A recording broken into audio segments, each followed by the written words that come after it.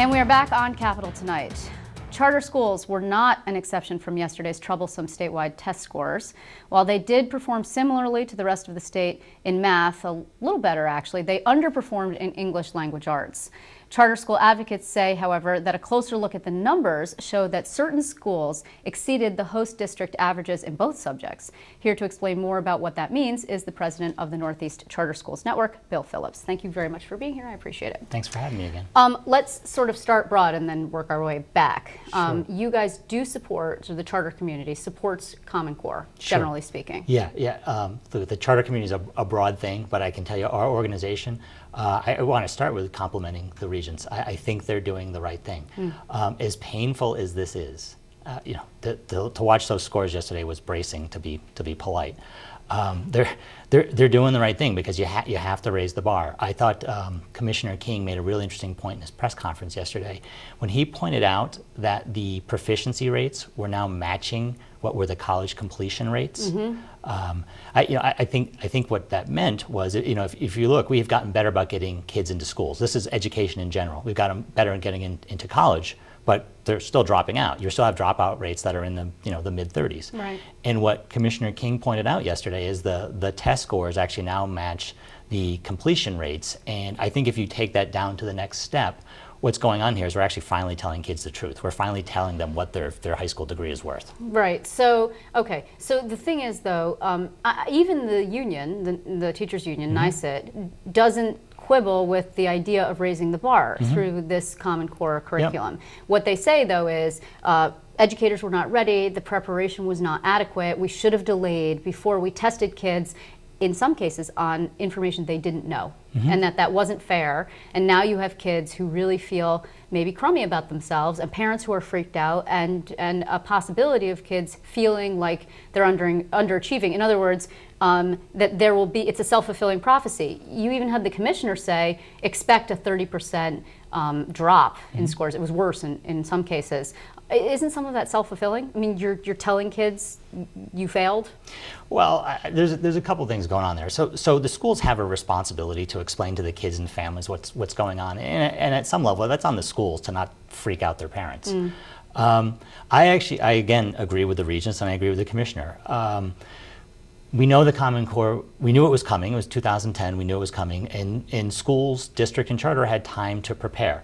I think what you saw yesterday was a proxy, if you will, for how well individual schools across the state were compared. Because there were some schools that did just fine. For instance, Eva Moskowitz schools, the Harlem Success Unbelievable, schools. those schools. Yeah. The one in the Bronx had 90% of third graders. 90% of third graders passed math. Sure, and as you can, I know Eva and her team pretty well. They have been borderline maniacal about preparing for 2 years. Right, but that's not good for kids either, is it? Well, no, preparing for kids to meet the standard, that's just fine. And actually, what I'm talking about is preparing teachers and staff.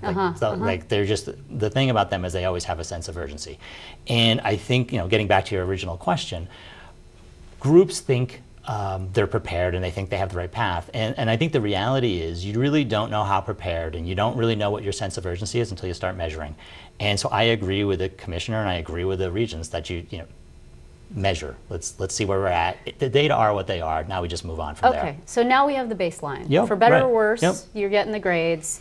They're not great. Particularly in some upstate cases. I mean, I don't mean to keep picking on Rochester, but they're the worst in the state, 5%. It's very low, frightening, actually, downright frightening. So charters have been held out over time by supporters as sort of the antidote, particularly in low-performing districts, to failing public schools. Now you see that charters actually didn't perform, with some exceptions, dramatically better, although they did outperform overall in math, which says something, I'm sure. So what's the response when critics are going to say, see, charters aren't actually better and you're hurting the public school system by diverting money away from them and into the charter schools? Well, I guess I'd look at that a couple ways. So I agree, you're right. The charter schools, on the whole, outperformed their host districts, but when we talk about some of the host districts, they're really struggling. So to be slightly better than a struggling school district, we're not going to do any happy dance over that, right? Like we got work to do. But if I think the way I would look at that is that charters are proving beyond doubt that they actually have a role in helping existing districts. If you talk to parents in those schools, the charter schools are still a better option. Now let's take it. So the parents, this is better than the district school down the street. Okay, that's true as far as it goes. Now, like I said, these tests were a proxy for how well schools were prepared, and I think what we found is I think the majority of our schools were not as prepared as they thought. And charter schools correct. and public schools, both. All across public the board. schools, because we have more than our share of schools that have some pretty dismal scores. And what does that mean, though? I mean, are you concerned? I mean, charters are, by definition, chartered by the state. You can lose a charter. I mean, we have seen that happen mostly in New York City, but elsewhere too, where they don't perform, they can't meet up to the standards, et cetera. Are you worried that critics will use this information to try and undermine the movement? I'm actually not worried, because the logic still holds. And if anything, I actually have hope. So if you think of what charters are known for, they're known for their flexibility, their ability to turn quickly. Okay, so we just got some pretty compelling data that we need to make some changes, and if anything, charters have shown that they can change quickly. The accountability for performance, which could end up in closure, that is an incentive, to put it mildly. And so I think what you're going to see is schools that are built to be flexible and that actually realize they have to perform or they go away. I think you're going to see a lot of dramatic change quickly.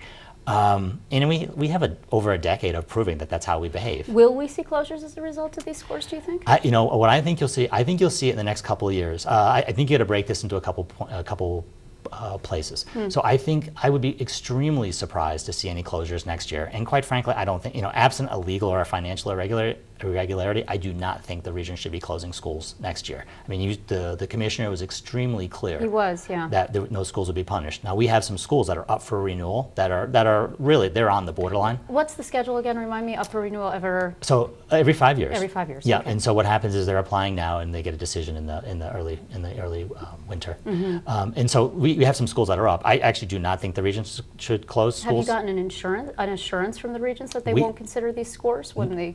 No, we have not. Actually, it was interesting. We were seeing it like everybody else when they said schools will not be punished. But you're not positive about that. I guess I'm going to have to check to see whether or not it says charter schools shall not be punished. Indeed. But I mean, I think the regions themselves have made a pretty strong case for it's going to be really hard to compare scores year by year. True. And so I just don't see how it would be fair. But a year out, now that we have the baseline, the next year, then it's fair game, right? Oh, God, absolutely. That's exactly right. So when I say break it into two parts, I think this year you're just going to have a hard time closing schools because you just have brand new data.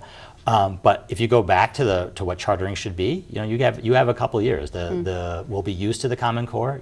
What it'll be 2 years from now, you'll be 4 years into it. Well, 2017 will be the first. That's the first class that you must actually be passing. Sure, that's for the high schools. For the high schools, yeah. But I think once you get past this year, I think what you'll see is the charter schools, the ones that were agile enough to change, they'll do just fine. The ones that haven't, I think 2 or 3 years down the road, they're in trouble. Because I think what we saw yesterday is if you do not make adjustments to your program, to your curriculum and your instruction, you get shellacked, Before I let you go, overall, I mean, the Obama administration used core curriculum, used Race to the Top to incentivize schools to sign on to Common Core and other reforms.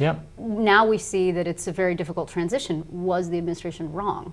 No, I think they're right. And again, this is a higher bar, and I think what happened is they made what I think are legitimate comparisons to international performance and what our kids knew, not only in this country, but versus other countries. And I think they're right. And I think this is more aggressive, and as painful as it is, I think the regents and the commissioner should be complimented. This is the right thing.